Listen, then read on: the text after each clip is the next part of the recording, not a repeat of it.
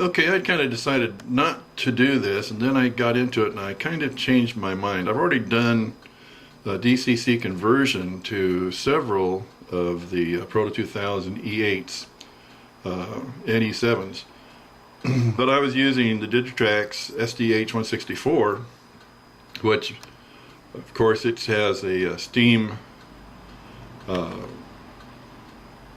sound in it as a default, which makes a diesel look kind of funny.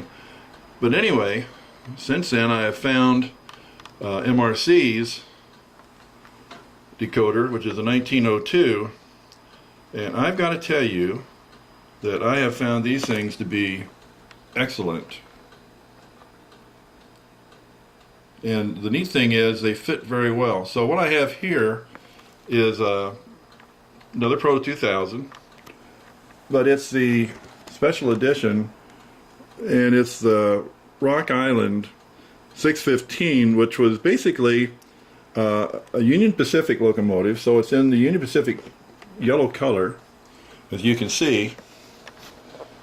And then what the Union Pacific did was they took off their symbols and then installed a Rock Island logo on it. Or actually, Rock Island did once they took possession. Now, Rock Island bought several of these when Amtrak took over, and Union Pacific got rid of almost all of their E's. And most of them were sold to Amtrak, others were sold to other lines. Rock Island did not participate in the Amtrak program. They maintained their own passenger carriers. So they picked up several of the E9s from Union Pacific, 6 of them, I think, maybe a few more. But 2 sets, an A and a B, they left in this yellow color. They were running out of money. Total mismanagement, and they did not paint these in the Rock Island maroon or red or even blue. They just left them in the Union Pacific.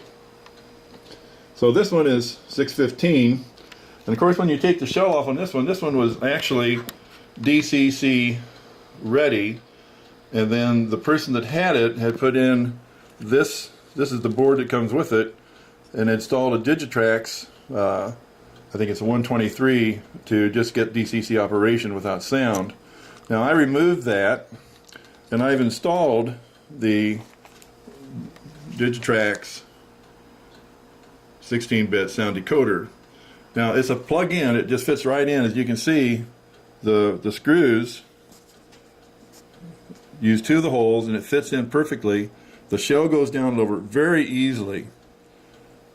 I've taken all the wires off. I know where they all go. I've done this before. And I'm just going to do a really short hooking up the wires, and I'll kind of show that process. This will be kind of a short video. This is a very, very easy conversion. As you can see, it doesn't have a cab, so you know the Proto 2000s are just so horribly tight that you just have to really dig and find a place. Now, I think MRC could have used a little bit more planning on this, because here's the speaker that comes with it. It gets 2 speakers, and as you can see, they kind of came up about 1.5 inches short of allowing their speaker they provide with this for this specific locomotive. So all I'll do is I'll cut these wires off and add an extension in, 2 splices. It's not going to hurt it that bad. And when I get this all done and you listen to it, you're going to be amazed at how it has basically, it sounds like you have the 2 V12 diesel engines, which is what powered this locomotive. It was a very powerful locomotive. The E-Series ended with the E9s, and were in operation by a lot of railroads for a long time. So I'll kind of shut this off for just a little bit.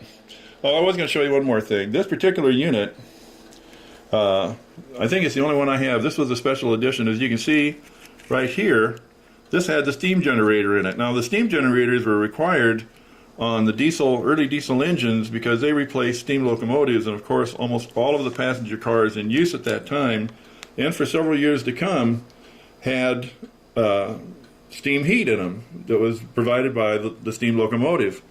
Well, diesels don't produce steam. They just produce smell and smoke. So they had to put the smoke generators, smoke generators, I'm thinking model railroads again.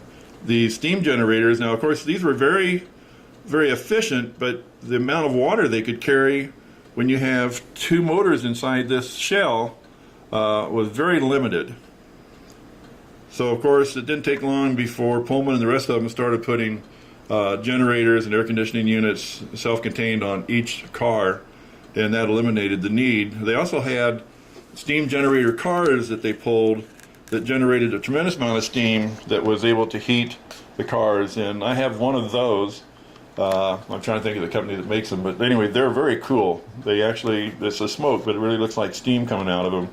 That'll be a video I do in the distant future probably. But anyway, I'm going to get to work on this thing, and when I get these wires kind of soldered in, I'll get back and I'll show you that finished product, and then we can go from there. But like I said, this is a really, really cool decoder. The sound is excellent. It's small, it fits in perfectly. It's just the thing for these E9s, and if you're like me and was kind of shying away from MRC, as you can see, they've really gone to the microprocessor. Here's my thumbnail to kind of give you an idea of the size of this thing. It's really small, and it just fits in, and it's just loaded with all kinds of things that you can do with it. I think you'll really be impressed. So if you've been kind of holding off of MRC, I would really recommend you give them a try on some of their newer decoders. So we'll get back to this in just a little bit. I'm not doing commercials. I'm just telling you kind of how it is with me and how I appreciate it. And I'm not going to use my handheld. I'm just going to use, when I test it, I'll use my Tech 6 from MRC. And it allows me to do some DCC functions, but it also allows me to run DCs on this test track as well. So we'll get back to you in just a few minutes. Okay, I always hate disfiguring these things, but since I don't plan on doing anything else with them, these are kind of in the way. These are the other screw points. And I heard that fall over there, so I know it's not down in the motor. And then I'll file these down a little bit. These are like these forward ones here. Oops, my finger got in the way, excuse me. So they're the same as this one and that one over there, so I've cut them down. They've got like little inserts in them to get the screws to really bite in good. But I'm going to file those down even flatter carefully, not to get a lot of the filings down in there, so I'll just file towards me. And they're probably down far enough already, so I'm not going to file them too much. But that lets the decoder sit flush down in there because it has standoffs on the back of it, as you can see right here, that kind of sit on top of those, which makes the decoder at an angle, and I don't like that. So probably not really necessary, but it just seems like the right thing to do. Sorry about the jerky, but I'll get back to you. So I know now there are some people that don't do the soldering, but I wanted to show you this stuff. This is mechanics solder paste, 50 grams, and this thing was never full, but I've been using this for months. I've done a lot with it. This thing goes forever, just about. And all you do is you just take a little dab of it. I use one of my wife's curling things. And I mean, you don't want much. And you just touch the end of the wire with this and put a little bit on. Then once you've done that, and forgive the unsteadiness, but I got to reach across myself. It's nothing more to tin these wires than to just basically touch them, and they're tinned. So you can actually hold a camera in one hand, and where are you, wire? There you are.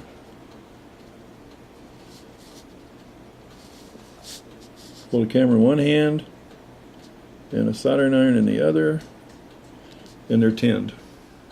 Then I'm going to do the same thing. I'm going to put paste on these connectors. Now you can see I have two connectors using the clips that I don't like, but these are the motor clips, and I'm not sure which one's which, so I've just used these clips instead of soldering them. Once I try the motor, the locomotive, if it goes forward when I think it's supposed to go forward, then I'll take the clips off and solder them off as well, or solder them on. So give me a moment and we'll get back to this. Okay, so she's all soldered up, and you can see I'm going to hook up 6 wires. The red wires you see down below here are the pickups, and they go to that first point, and the third red wire you see is from the motor. So the red wire goes to the right side, which is fairly common, and the black wire from the other side goes to the left. So I'm not getting everything I want out of this right now, but I think it's just I'm going to have to reprogram part of the decoder. But I've got a horn and a bell. You hear the air pump running, cycling.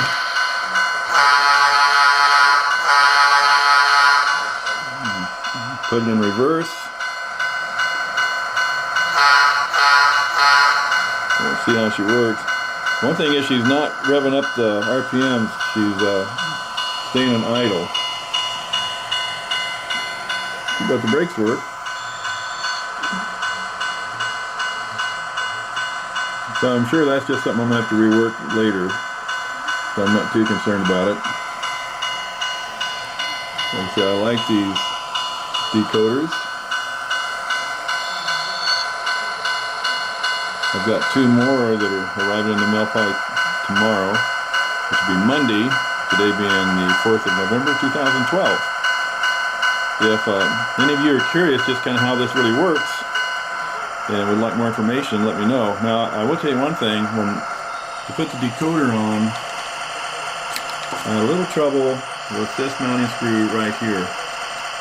This thing fits really, really well if you're taking a look from interchangeable replaceability, but this hole had to be elongated just a little bit forward to get the screw to fit in. So I'm going to turn this off for a second. I'll plug in the other speaker. In fact, I'll go ahead and wire it and see if I can't set it, and I'll show you the difference when it's done. Then you can hear the sound of the motor as well. So we'll do that. Okay, so as you can see, I've got the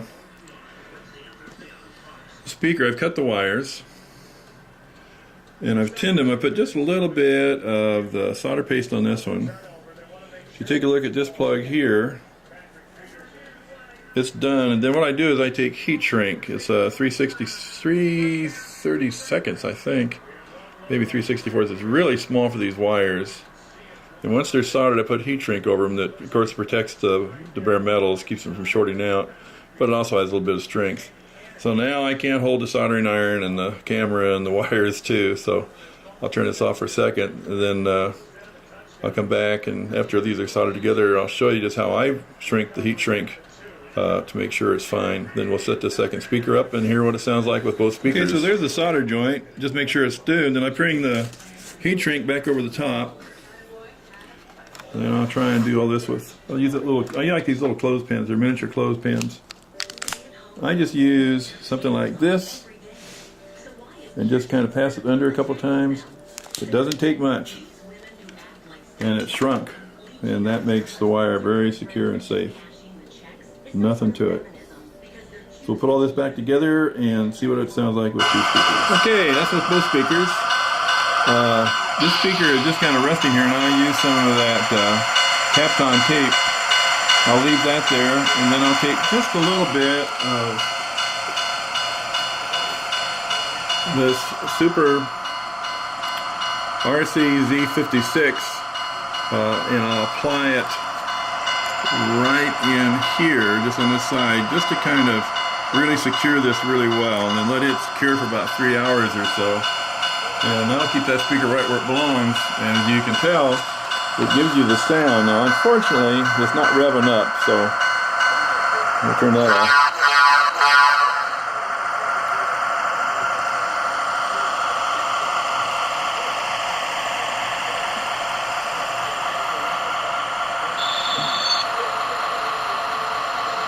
And I'm sorry it's not doing that, because that's kind of one of the neat features of this decoder, is the revving sounds it makes. But it's just, and unfortunately we're not in stereo on this, so you can't really hear the 2 motors working.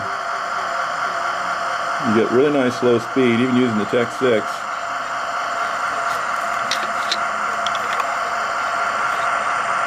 I'll try and reprogram this later, and if that doesn't work, I guess I'll just get a hold of MRC. They've been really good about support, and I know they have a really good policy. If you send a bad decoder in, they replace it. And I've had a few of these already, and I got 2 more in the mail coming. I'm really pleased with them, so I'm not worried about it at all.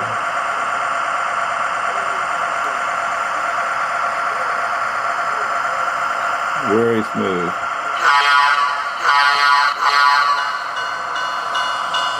And of course, you can slow the bell down when you program if you want to. So Splonic really cool, and no lights. This is a B unit, so I'm a happy camper, and I'm done basically, except for getting the RC sealant put on that one speaker. Just make sure it doesn't decide to move around later. I don't need it down there on the drive mechanism.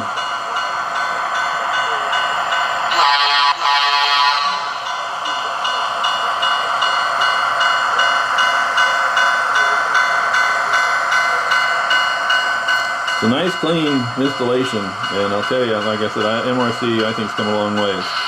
So anyway, thanks for watching. If you have any questions, just post them. Contact me if you'd like. I'll be doing a couple A units pretty shortly, and then I'm going to start working on some SD40-2s. I've got 4 decoders in for those now, and they're MRC. And I've used the MRCs on my RS3s as well, and I tell you, if I have one posted on YouTube under Choo-Choo3985, you'd like to look at it. And that's of course where I posted this one too. So if you're looking at this one, you can look down and see what that one is too. I really like the RS3 sound and the way it functions. And like I say, I'm impressed with MRC. I think I have one of everybody's decoders. But if they're doing good, I'm going to say they're doing good. If they're not, I'll say they're not, as far as I'm concerned. It's just my opinion. But anyway, so thanks for watching. And we'll see you. Bye.